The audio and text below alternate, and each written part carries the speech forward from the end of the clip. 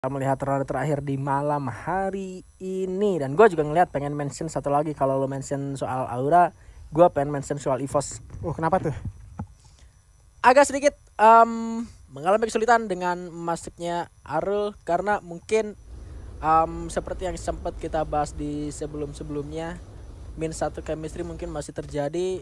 Seperti yang udah Arul jelaskan juga, bahwa dia harus lebih bisa ngikutin permainan dari rekan-rekannya gitu. Betul. Jadi bukan rekan-rekannya yang ngikutin Arul, tapi Arulnya yang harus bisa menyesuaikan dengan permainan dari si EVOS EVOS Immortal. Karena emang Arul sebelumnya kan nggak main sama EVOS Immortal, tapi setim sama Razor ya kan, sama Gardo, dan mereka udah pada misah semua. Arul mendapatkan tim yang baru, jadi Arul harus lebih bisa menyesuaikan, dan itu masih agak sedikit sulit didapatkan untuk tim EVOS Immortal atau untuk Arul itu sendiri. Masih berdampak sangat-sangat signifikan, tapi ini nggak bakal terlalu berpengaruh banget untuk EVOS Immortal. Tapi ya memang harus dengan segera cepat-cepat diatasi, dan kita bakal melihat dengan masuknya lagi Jack dan Arul yang sedang tidak diturunkan. Seharusnya aku berharap semoga bisa terus belajar dan menyesuaikan lagi dengan permainan dari tim EVOS Immortal. Karena jujurly gue ngelihat Arul ini satu harapan besar juga untuk tim EVOS Immortal. EVOS Immortal juga menaruh harapan banyak di Arul. Jadi dengan umurnya yang masih muda juga, dengan kemampuannya yang di atas rata-rata, memang Arul punya potensi yang besar, apalagi bisa disandingkan dengan bocil-bocil yang lain kayak Rasya, Jack gitu ya kan. Jadi harusnya bisa lebih sekalinya berkembang, meskipun butuh waktu yang panjang, tapi hasilnya gue yakin gak bakal mengecewakan gitu loh. Semuanya perlu waktu, jadi semangat buat Arul untuk bisa menyesuaikan dengan timnya. Iya, sekarang menurut gue ini jadi power yang benar-benar besar ketika si Arul ini bisa adaptasi dan menyesuaikan untuk gameplaynya sendiri, dan juga bisa menjadi momok yang benar-benar pedas bagi tim yang ada di divisi 2. Dan ngomongin soal EVOS Immortal, kali ini sama-sama menggunakan Shotgun Charger Boost. Iki kali ini berhasil menjatuhkan Zack sang bocil kematian. Dari belakang cuma ada Rasya yang udah berhasil. Rasyanya pun jatuh, sulit untuk melakukan setup posisi dengan dua orang seperti ini. Tetapi ini adalah salah satu jalan yang cukup baik, karena dengan terculik satu persatu belum menusunkan, seenggaknya masih bisa untuk menghidupkan kembali Rans 3 poin eliminasi, Bigan. Ya, mau itu keculik ataupun enggak, kayak tadi di Bermuda, meskipun kayak di awal di mana tadi di area Samurai Garden ya, Samurai meskipun Garden. Kayak tadi Arulnya keculik duluan sama si Jetnya pun itu udah pilihan dari EVOS Immortal gitu. But somehow di arah yang lain kali ini Bigetron Rasengan, ada Febrian yang masih reload, ternyata senjatanya berhasilkah? Berhasil ternyata. Di sana ada Ubed yang harus dikeluarkan karena lobby. Begitu dengan Asuna di arah yang lain ditumbangkan dengan sebuah granat dari arah tim MBRK atau yang lain. Di sini rupanya ada Cleo yang sedang bersembunyi, tapi parakinya tumbang juga. Lagi mojok-mojok di balik sebuah kursi. Langsung saja di end rupanya. Jarang-jarang kulihat rupanya ada MBR di Brasilia rupanya, Juri. Iya, sudah sampai di area sini. Kalau kita lihat juga MBR ini kayaknya udah mulai merubah draw point mereka, karena masuknya Winezi tentunya menurut gue dari segi setup yang mana si Zeus ya udah harus ditarik keluar. Ini kayaknya mereka udah lagi nyusun strategi baru nih dengan masuknya Winezi, apalagi yang tadi mereka hadapin itu Eko Abril, udah seenggaknya dapat di 3 poin eliminasi, udah bagus banget. Mereka juga udah menyusuri rumah Tartin House, tapi mereka harus aware juga, harus waspada juga. Karena di area Tartin House ini itu ada satu tim, yaitu Rans. Dan kalau gue lihat ini kejadiannya sama kan? Sama apa? MBR 2 orang lagi, sama kayak di map Kalahari. MBR masuk 2 orang ke area Serenas. Coba untuk recokin pergerakan dari Bigetron Rasengan tadi, kalau nggak salah di round sebelumnya sama Ses. Ini masuk dia ngerecoknya Kobril kali ini. Dengan 2 orang juga, Haydans dengan Besto. Cuma memang di tempat yang beda aja ya. Iya, di map yang Skenarionya masih tetap sama. Skenario sama, tempat yang berbeda, dan mereka melakukan hal itu juga sama banget. Dan gua nggak ngeliat nih di mana si tua Ararnen dan juga Winesi berada. Yang hanya saja sering ke spot itu si Hedan dengan juga Besto, apalagi dari Rans yang kali ini tadi sebelumnya dia dapetin Buya dan 3 poin eliminasi untuk sementara. Menurut gue dari Iki seenggaknya ini menjadi mental boost banget buat tim dari Rans. Dan juga kan nih sama banget sih kejadiannya di Purgatory Day 1 kemarin di final. Berada di area patahan yang sama, vehicle yang sama, tower yang sama. Mungkin itu emang objektif mereka untuk di Purgatory yang kedua ya, menerapkan strategi untuk di Purgatory yang kedua. Tapi kali ini sudah ada lemparan menuju ke arah sebuah tawaran. Kali ini Besto juga harus ditumbangkan, menambah poin eliminasi untuk Rans tentunya kali ini menjadi 5 poin eliminasi. Dan 2 orang dari MBR ternyata udah bener-bener ya udah, gue udah siap nge-revive gitu ya. Rahels kenapa harus tereliminasi tanpa dia melakukan war, padahal dia 1 orang terakhir ya untuk tim Ecobril ya. Kalaupun tidak di season ini, karena emang kesempatan Ecobril di season ini memang udah sangat-sangat sulit ya.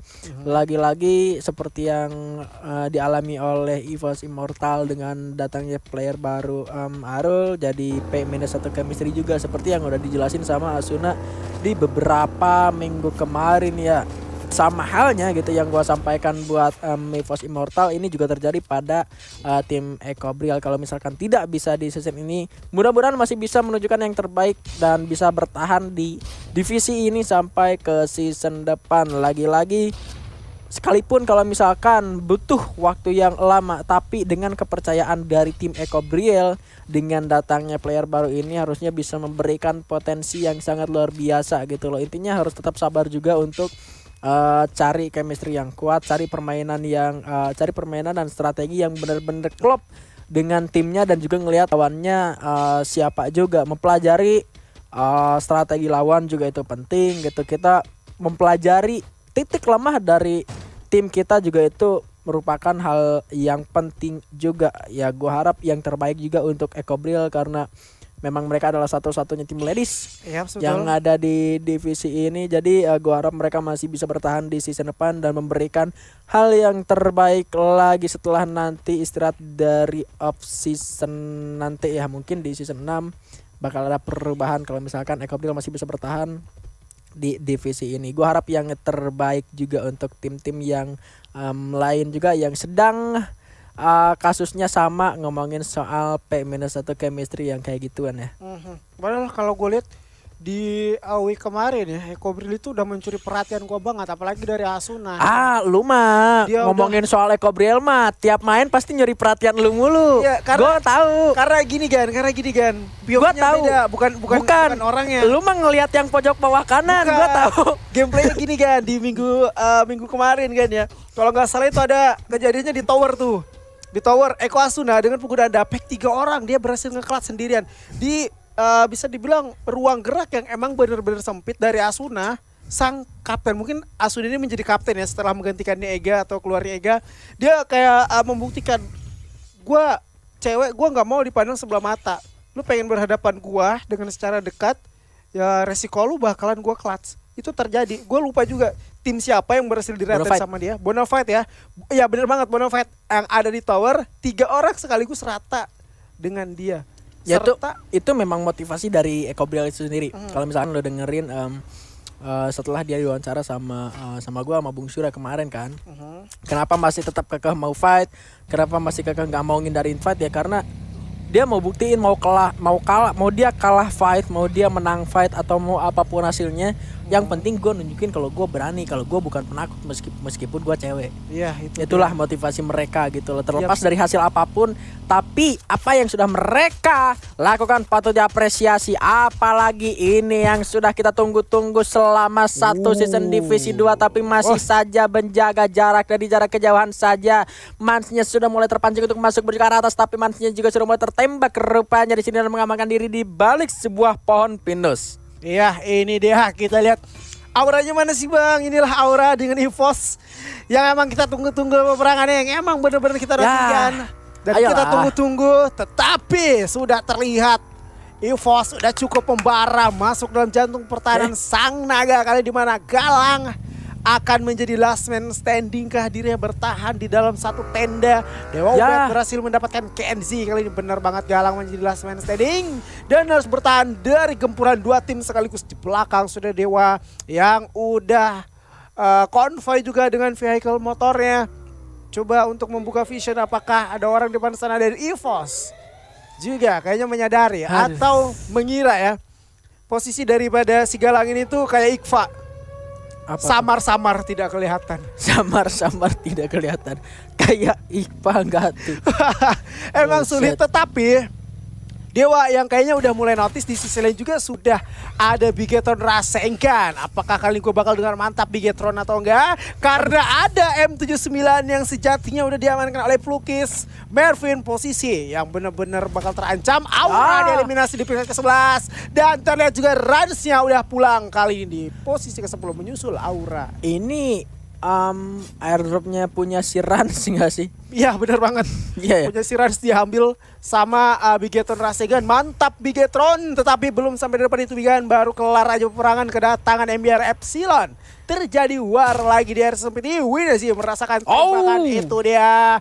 2 kali peluru disusul M79 dari orang Plukis, masuk lagi on point ke depan. Sudah diaktifkan scalernya, mulai dihancurkan lagi, dihidupkan kembali. Winezi pun tumbang kali ini. Masih ada asa yang benar-benar kecil dilakukan dari Madam MBR. Begitu juga dengan Plukis. 2 senjata yang menurut gue cukup sulit digunakan, yaitu Kar dengan juga M79 melakukan ras ke depan. Terlihat juga sudah ada tuh Aranen terjatuh, ditabrak mobil kali ini. Dari belakang sudah ada Tox mencoba untuk back up fire. Winezinya pun terjatuh, ditabrak Kaidansya menggunakan motor. Terlalu kejam dirimu. Aduh Febrian, kenapa kau tabrak aku? Padahal diriku tidak bersalah kepadamu. Terlihat juga GX mencoba untuk konvoy, mencari lagi satu orang tersisa. Dan itu dia Toxnya pun tumbang di tangan seorang Besto. Coba ingin adu mekanik di dalam, kali ini ditekan-tekan begitu aja. Tekan gaming, di ending dulu. Walaupun kali ini biar harus tereliminasi. Dia peringkat ke-9. Mantap Bigetron. Nah ini dia baru kelihatan Bigetron berhasil untuk menumbangkan 2 tim sekaligus. Yang tadi 2 tim ini lagi sama-sama ngeliatin sebetulnya Ransnya bertahan di patahan, si MBR-nya juga ada di arah atas, dan mereka pun sama-sama menghindari war gitu loh. Tapi dengan datangnya Bigetron Rasengan, justru malah 2 tim ini yang di wipe out gitu, dengan cara si Bigetronnya nyerang dulu ke area yang bawah, ke area anak-anak si Rans. Setelah Rans, mereka sadar di atas masih ada MBR, dan mereka juga sabar dengan hal itu. Tidak terlepas juga dari pergerakan flanking yang dilakukan oleh salah satu player, si Bigetron tadi datang dari sebelah kiri pakai vehicle, ditabrak. Itu yang ngebuat juga acak-acakan jadinya pertahanan anak-anak dari si MBR-nya itu sendiri. Nice one, pergerakan yang sangat luar biasa. Tapi Zeke juga rupanya di sini harus terculik oleh seorang Reckless dengan M4 Ewa-nya setelah tadi sempat ada Skyler yang masuk menuju ke arah blue wall. Terlihat rupanya DG di sana bakal coba ditembaki terus. Vehicle yang digunakan oleh seorang Jatra ditembaknya terus menerus dan masih bisa untuk menyelamatkan dirinya. Anak-anak dari DG Esports seharusnya untuk masuk ke dalam zona selanjutnya. Iya betul banget Mans, kalau gue lihat ya seharusnya Mans itu kayak pengen masuk ke dalam circle selanjutnya, tapi sulit ya Mansnya. Udah harus ke pick off begitu aja. Zex niatnya baik banget untuk nge-revive, tetapi nyatanya malah gak sempat. Karena dari Dragon Phoenix emang kayak udah bener-bener fokus ke arah depan, pengen nembakin si Jacknya. Jacknya pun udah bener-bener sulit melakukan pergerakan, ya mau gak mau dia harus terbunuh dengan satu squad yang udah objektif banget, udah fokus banget karanya. Serta di sisi lain juga EVOS ini udah 6 kill nih, kita lihat bucil-bucil ajaib. Serta ada M79 masuk. Gedai, gedai. M79 mau bener-bener on point, tetapi kali ini Sas Goboba gak terlalu aman karena sang Raja King Kong di belakang sana ingin bergerak masuk ke dalam pertahanan mereka. Jantung pertahanan bakal coba untuk diuji kali ini. Serta juga Reckless di sisi lain udah merasakan sakitnya timah panas. panas dan terjatuh. Jatra berhasil mendapatkan Rasha. EVOS Immortal harus eliminasi di posisi ke-8. Poinnya kali selisih 1 dengan DG. Aduh. Dewa di peringkat ke-7 harus dieliminasi begitu aja, Bigan. Yes. Kali ini ternyata CSGO Boba baru mendapatkan 1 kill saja atas Andrik kalau tidak salah tadi, dan mereka berdekatan posisinya bersama dengan Bonafide di area rumah. Tapi depan sana hati-hati, ada airdrop. Takutnya ntar ketiban, tapi kalau misalkan ketiban juga kayaknya bakal seru karena itu belum terjadi di season ini ya, di divisi 2. Dan kali ini kita melihat juga pergerakan dari Dragon Phoenix sudah mulai mendekat. Ada Raka tertumbang seorang bocil dengan senjata Famasnya yang sangat-sangat menyakitkan tentunya dari peluru terakhir Famas X. Ini memberikan true damage yang sangat-sangat menyakitkan. Belum bisa diselamatkan karena posisi Raka juga agak sedikit jauh di arah belakang. Sementara Bigetron kalian masuk dan bakal ditahan oleh tim Dragon Phoenix bertembak 97 damage. Bahkan Jatra berhasil mendapatkan headshot ke arah seorang Tox. Coba untuk diselamatkan tapi rupanya malah menyulitkan dirinya sendiri. Febrian kesulitan malah berhasil tumbang seorang Mel. Kali ini bakal langsung coba dipulangkan ke arah lobby. Berhasil untuk ditumbangkan. Minus beberapa player dari tim Bigetron Racing yang rupanya di sana tidak selamat di perjalanan. Mungkin Anda tidak berdoa, atau Anda tidak melihat kanan kiri, atau Anda tidak melihat lampu merah, tapi di arah lain Sensei-nya malah menumbangkan dirinya sendiri pakai pelontar. Sudah terkena tembakan tapi Topeknya malah bergerak maju. Salah step dia rupanya. Smiley-nya melakukan follow up tapi JX-nya berhasil juga tumbangkan. Perakhirnya harus diselamatkan tapi Bigetron Racing sudah tereliminasi dan Topek masih bisa hidup kembali meskipun sempat mengkenakan dirinya sendiri. Iya, itu dia senjata makan Tuhan. Terlalu jahanam, tidak kena musuh malah kena diri sendiri. Terlihat ses bocil kali ini udah coba untuk memasak yang namanya shotgun charger boost dengan 1 granat kedai. Shiro terlihat terjatuh dari depan, nggak bisa diselamatkan lagi oleh Rehan. Saya udah cukup kedainya pun tombak kali ini oleh Reckless, tetapi masih BKT. Kupel mencoba untuk melakukan revive. Granat bakal coba untuk lemparkan flash freeze lebih tepatnya. Reckless dari sebelah kiri. Oke, udah berhasil pick off couple kali ini dari sebelah kanan. Jatra menggunakan combo itulah dia menggunakan gili-gili busnya. Namun di sisi sudah ada Reckless. Susah terjatuh. Granat DG Sportnya dieliminasi di posisi kelima. Namun kali ini Mal menggunakan 1 vehicle serta juga kedai di depan sana masih berjuang. Rehan berhasil menumbangkan 1 orang bocil kali ini. Namun UNB masih utuh dengan 4 playernya walaupun 1 orang tadi berhasil di pick off. Namun kali ini juga dari sebelah kanan sudah terdengar suara distraksi dari vehicle yang digunakan teman-teman Radix. Smiley-nya pun terjatuh. Ditabrak, ya ampun. Kok bisa? Kali ini pengen nge-revive. Mal seorang snap shooter. Bonafide bakal menyusul di peringkat keempat. Namun kali ini juga ada M79 dari Sensei yang emang udah bener-bener sakit. Gedai terus melakukan ledakan-ledakan ke sisi sebelah kanan. Terkena 1 damage cukup sakit karena Jatra. Terlihat Topeknya tumbang kali ini. Bakal disampah-sampah ini. Gedai nikmat Tuhan mana yang kau dustakan. Enak banget dia. Namun kali ini musuh lebih terfokus ke arah depan. Terlihat 1 orang mana terjatuh. Oh my god. Granat. Namun Gedai dengan Sensei bakal coba untuk adu mekanik. Di circle sekecil ini Gedai tidak punya lagi yang namanya pertahanan terakhir atau Gluol ingin bergerak masuk. Granat berhati-hati seorang Gedai. Famas wibunya bakal coba untuk dikokang lagi dari arah depan. Tidak ada senjata lain kecuali itulah dia UNB Boya yang kedua kali. Sensei